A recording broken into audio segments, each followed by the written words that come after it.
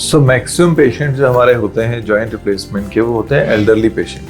ठीक है, इंडिया में जो मैक्सिमम एल्डरली पेशेंट्स देखोगे, एक या दो बीमारी जरूर होती है, चाहे उनको डायबिटीज हो, ब्लड प्रेशर हो, थायराइड हो या कोई कार्डियक इवेंट हो। वर्ल्ड में डायबिटीज की कैपिटल है इंडिया, मतलब इंडिया में maximum number of diabetic patients हैं।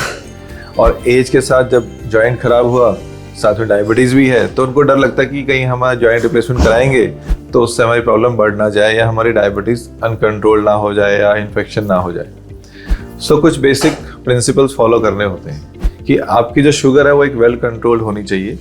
आपका HbA1c जो 3 मंथ्स का आपका रिकॉर्ड बताता है, that should be less than 8 से कम होना चाहिए, तो आपकी जॉइंट रिप्लेसमेंट सर्जरी हो सकती है। उसके बाद ऐसा नहीं कि आपने एक बार शुगर कंट्रोल करी फिर आप भूल जाओ उसको।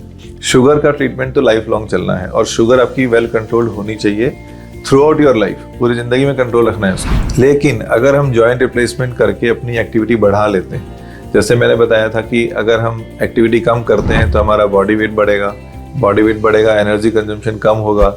एनर्जी कंजम्पशन कम होगा तो जो भी आप एनर्जी इंटेक ले रहे हो वो अल्टीमेटली स्टोर हो जाएगा, तो ओबेसिटी बढ़ेगी।